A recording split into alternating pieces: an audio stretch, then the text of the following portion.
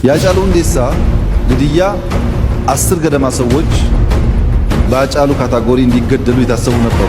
ማን ገደለው ተብለሽ ስትጠየቂ እኔ መልስ የለኝም። ማን ነው ሃጫሉን የገደለው?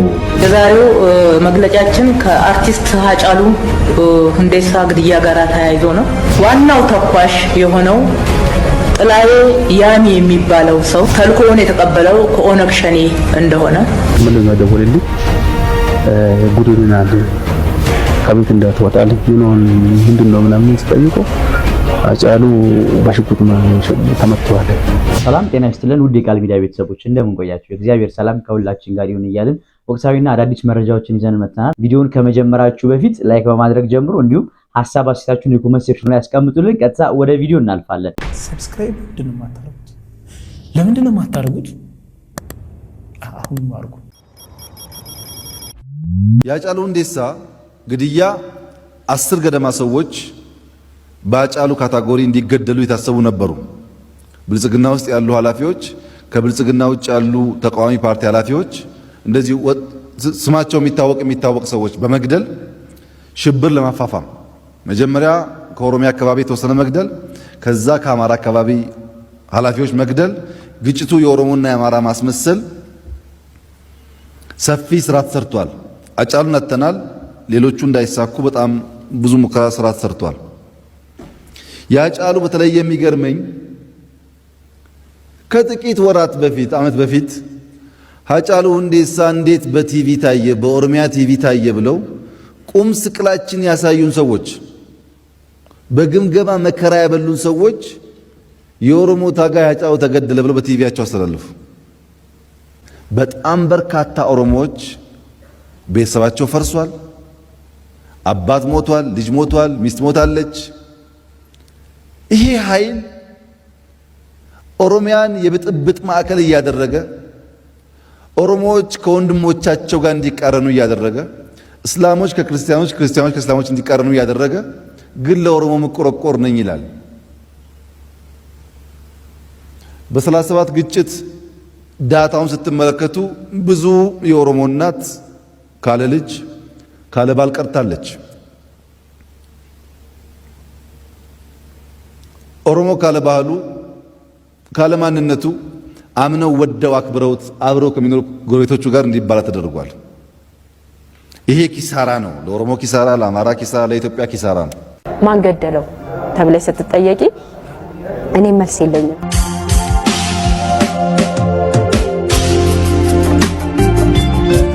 ይርጌራሬን ቁፍኔ ሂዳ ከርቸሌ ጅራ ከርቸሌ አምቦ ጅራ አላቅም። እግዚአብሔርን ሁሌ ለው ነበር አትውሰድብኝ ልጆቹ አላባት እንዳልሆን ነበር። ምክንያቱም ሁሌ ሞታለሁ ብሎ ስለሚነግረኝ ቀኑን የማይነግረኝ እንጂ እንደሚሞት ይነግረኝ ነበርና አጬ ሁሉ ነገሬ ነው። ባልና ሚስት ከአንድ ወንዝ ይቀዳል እንደሚል ተረቱ በፋንቱ አንደበት ሃጫሉ ሲገለጽ የፍቅርን ህያውነትና ለዓላማ የመጽናት ተምሳሌትነትን ያስረዳል። የልጅነት ባሏ የልጆቹ አባት አሟሟትና ፍትህ አለማግኘት ዛሬም እንደ ግርሳቱን ያንገበግበኛል። ማን ገደለው የሚለው ጥያቄ ዛሬም ድረስ ለልጆቼም ሆነ ለኔ ያልተፈታ ቅን ይሆንብናል ትላለች። ማን ገደለው ተብለሽ ስትጠየቂ እኔ መልስ የለኝም።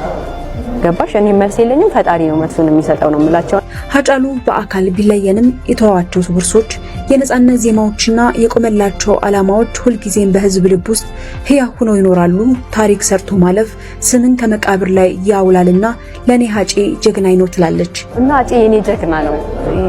የባሎች ራስ ተቀሸ መጽሐፍ ቅዱስም ላይ ያለ ባል የሴት ራስ ወይ ደግሞ የቤት ራስ ነው ይላልና ለኔ ሁሉ ነገር እስር ለእርሱ እንግዳው አይደለም፣ የህይወቱ አንዱ አካል እንጂ። ሰኞ፣ ረቡዕ፣ ቅዳሜ ሳይል የጨለማው ቤት ደጃፍ ሲከፈትለት ኖሯል።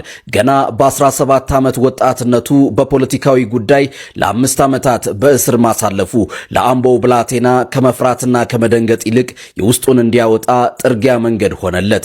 በዛው በጨለማ ቤት ሰኚ ሞት የተሰኘውን የመጀመሪያ አልበሙን ዜማዎች አረገዛቸው። ሃጫሉ ሁንዴሳ ቦንሳ በረና ቀልቢ ኩቲ ጊቤ ገመንጃለ ታዲያ ከዕለታት አንድ ቀን በሺዎች ማይልስ ርቀት ላይ በአሜሪካ ምድር በተዘጋጀ ትልቅ ኮንሰርት ላይ መድረኩን አድምቆ በዘፈኑ የልብን ከበሮ መጥቶ ኮንሰርቱን አጠናቀቀ። የመድረኩ መጋረጃ ሲዘጋ ወዳጆቹ ሌላ የህይወት መጋረጃ ሊገልጡለት ፈለጉ። ሀጩኮ አሉት ባዘኔታ። ወደዚያ የመከራ ምድር ለምን ትመለሳለህ? እስርና ስቃይ ከሚጠብቅ እዚሁ በነጻነት ምድር አዲስ ህይወት እንፍጠርልህ። ተመልሰ አትሄድም፣ ከኛ ጋር ትኖራለህ አሉት። ቃላቶቻቸው የተድላና የሰላም ኑሮ ቃል ኪዳን ነበሩ። ለሃጫሉ ግን የአባቱን ምድር ትቶ መሄድ በቁም ሳሉ እንደመሞት ነበር። ያልጠበቁትን ምናልባትም ሊረዱት ያልቻሉትን መልስ ሰጣቸው። በፍጹም ሀገሬን ለማን ትቼው ሄዳለሁ? ይህ ውሳኔው ብዙዎችን አስደመመ። እንዴት አንድ ሰው የመከራን ጽዋ ደጋግሞ የተጎነጨ እንደገና ወደ እሳቱ ለመመለስ ይመርጣል ተባለ። እርሱ ግን የአባቱን መርህ አጥብቆ ይዟል። አባቴ ሁንዴሳ ሲያሳድ ገኝ ያስተማረኝ አንድ ነገር አለ። የአባትን ምድር ትቶ መሄድ ነውር ነው ብሎኛል። ሞትም ቢመጣ እስርም ቢያጋጥመኝ ይችን መሬት ትቼ የትም አልሄድም። ቃሉንም አከበረ። ወደ ሀገሩ ተመለሰ። በሙዚቃ ስራዎቹ የኦሮሞን ሕዝብ ታሪክ፣ ማንነትና ጥያቄዎች በልዩ ጥበብ አቀረበ። ዋኤ ኬኛና ማላንጂራ ከተራ መዝናኛነት አልፈው የለውጥ መዝሙር ሆኑ። የሃጫሉ አንደበት ለተበደሉ ድምፅ፣ ለደከሙ ጉልበት ሆነ። ሆኖም ያቺ የፈራት ነገር ግን ያልሸሻት ሞት ባላሰበው ቅጽበት ጥላዋን ጣለችበት። ያንን ለሀገሩ የሚተነፍስ ውድ ህይወቱን ቀጠፈችው። ዛሬ ያ የጀግንነት ልብ ምቱን ካቆመ ዓመታት ቢቆጠሩም ባለቤቱ ፋንቱ ደምሴና ወዳጆቹ ማልማሊሳ አልበምን በማስመረቅ የእርሱ ድምፅ ዛሬም በዓለም ዙሪያ ተደጋግሞ እንዲደመጥ አድርገዋል። ሃጫሉ ሁንዴሳ ቦንሳ በህይወቱም በሞቱም ለአባቱ ምድር የገባውን ቃል የጠበቀ በታሪክ ገጾች ላይ ሕያው ሆኖ የሚኖር የሀገር ልጅ። ሽመልስ ነው ደወለልኝ። ጉድልና ከቤት እንዳትወጣልኝ ምንድነው ምናምን ስጠይቆ ሃጫሉ በሽጉጥ ተመቷል፣ አንተ ከቤት እንዳትወጣ ምናምን። ደግሞ ይሄን ሰምቼ ደግሞ እኔ ቤት የሚቀመጥበት ጊዜ እና ወደው ወጣው ገላና ነው ያስታወጥኩት። በዛን ሰዓት ለገላና ጋርም ሰነገርኩት፣ ቦታን ነገረኝ። ወደ ገላን ኮንዶሚኒየም ምናምን ብሎ ነገረኝ ገላና። ከዛ ወዲያው ነው እዛ ያደረስኩት። እኔ ወደ ታች ውስጥ መግባቱ በደንብ አላውቅም። እዛ አካባቢ መሆኑን ብቻ ነው ያወቅኩት። ብዙ ጊዜ ነው ተመላለስኩት እዛ። ከዛ ጥሩናሽ ሄደ ተባለ። ጥሩናሽ ቤጂንግ። ከዛ እዛ ሄር እዛ ስንሄድ ደግሞ ሌላ ለቡ ምናምን የሚባል ሆስፒታል ነበረ። እዛም ተመልሼ ደግሞ ስመጣ እንደገና ደግሞ ሌላ ሰው ጥሩናሽ አለኝ። እየተመላለስኩ ነበር እዛ ቦታ ላይ ማለት ነው። ከዛ ደረስኩት። ጥቂት ሰዎች ናቸው እዛ የነበሩት በዛን ቀን። እኔ ሲደርስ ማለት ነው ወዲያውኑ የደረስኩት። ይሄን አይል አይደለም ብዙ አልቆየም ሲሄድ ማለት ነው። ከዛ ወደ ጳውሎስ ሄደ። ጳውሎስ ሲሄድ መኪናውን አንድ ሰው ይዞ መጣ።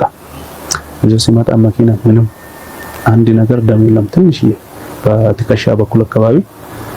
ከዛ ውጪ ሌላ ደም የለም። መኪና ውስጥ ቢገደል ኖሮ አይ ቲንክ ደም ይኖራል ብዬ ገምታለሁ። ከዚህ ተነስቼ ነው ሃጫሉ እዛ አልተገደለኝ አልኩ። ማን ነው ሃጫሉን የገደለው? እንዴትስ ነው ሃጫሉ የተበላው የሚለውንም አንዳንድ ነገሮችን እናወራለን። ያኔ አንድ ሴት ከሱ ጋር ነበረች ላምሮት የምትባል። እሷ ዛሬ ያው ያኔ ለተወሰነ ጊዜ ታስራ ነበር። ዛሬ አቡዳቢ ነው የምትኖረው፣ በጥበቃ ነው የምትኖረው። እና ከዚህም በፊት ብዙ ይሄ ነገር ያው መኪና ውስጥ እንደተገደለ ተደርጎ ነበር ሲወራ የነበረው።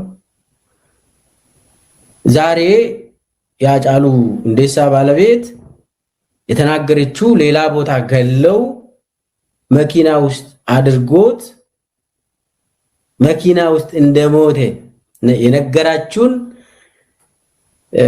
እንደው እናንተም ዛሬ ስለደረሳችሁ እግዚአብሔር ይመስገን ነው ያለችው። በሱ ብንጀምር ከዛ በኋላ ደግሞ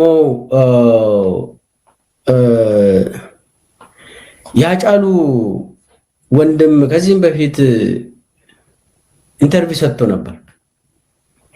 ሲሳይ ሁንዴሳ ኢንተርቪው ውስጥ ምንድነው የሚቆጭ ተብሎ ተጠየቀ።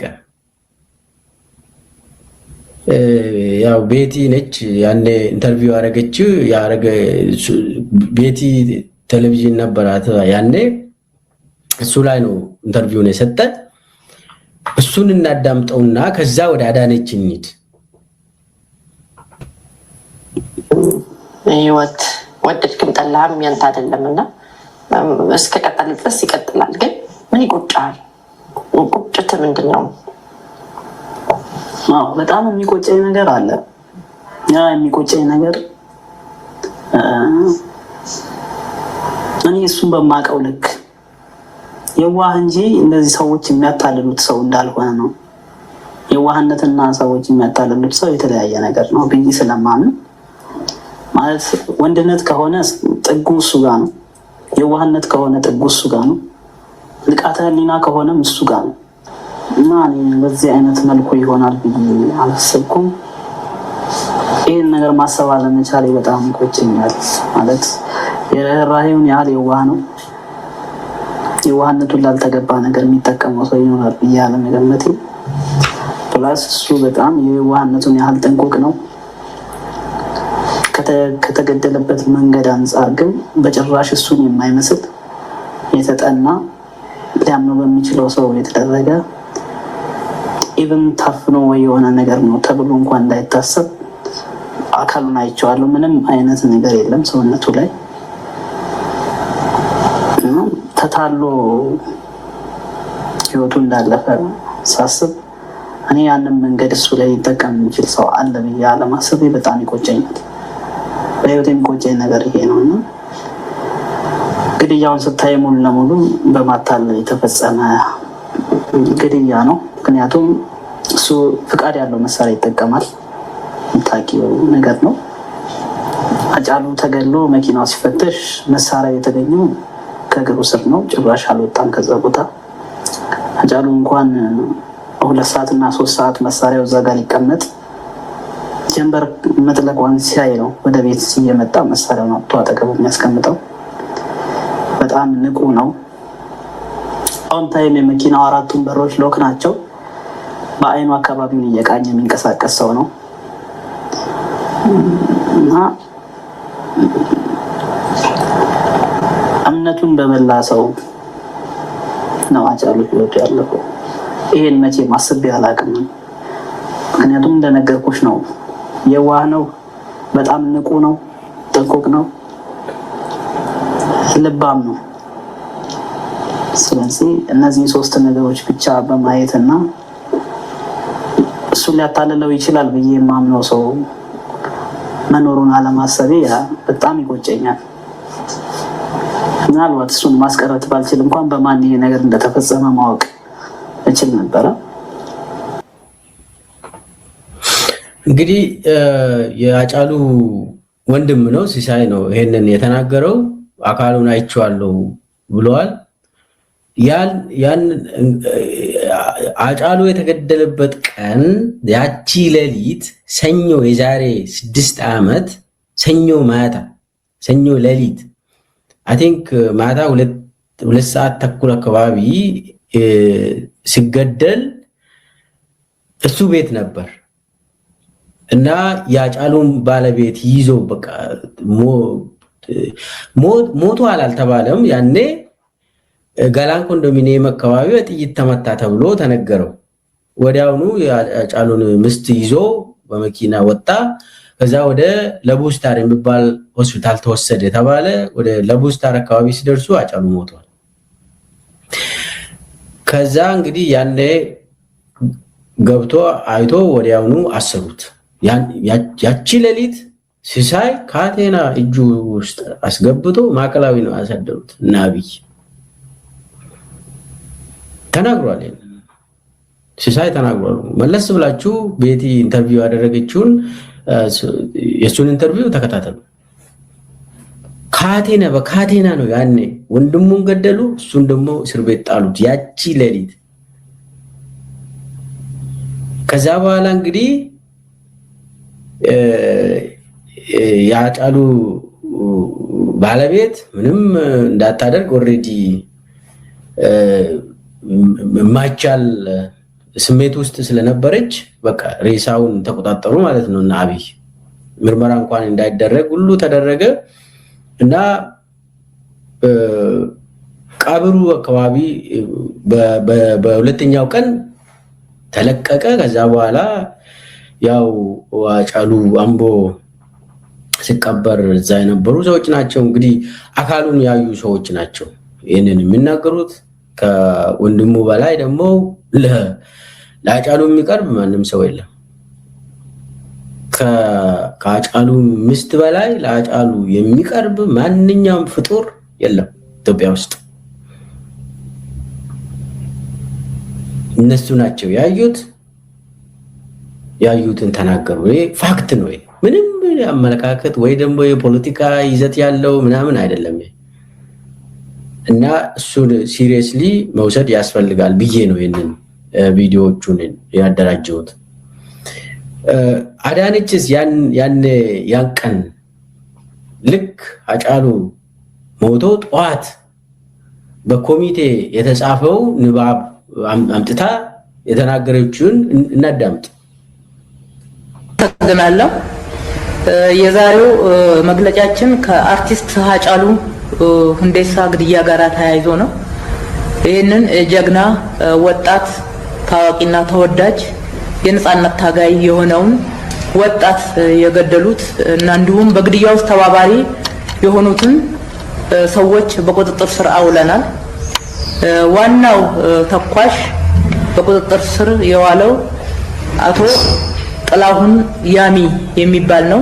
ሁለተኛው ከሱ ጋራ ተባባሪ የሆነው አቶ አብዲ አለማየሁ ነው። ሶስተኛው ከበደ ገመቹ ይባላል። ጥላሁን ያሚና አብዲ አለማየሁ በቁጥጥራችን ስር የዋሉ ሲሆን ከበደ ገመቹ ግን እየተፈለገ ነው ያለው ለጊዜው ስለተሰወረ። ስለዚህ ዋናው ተኳሽ የሆነው ጥላዬ ያሚ የሚባለው ሰው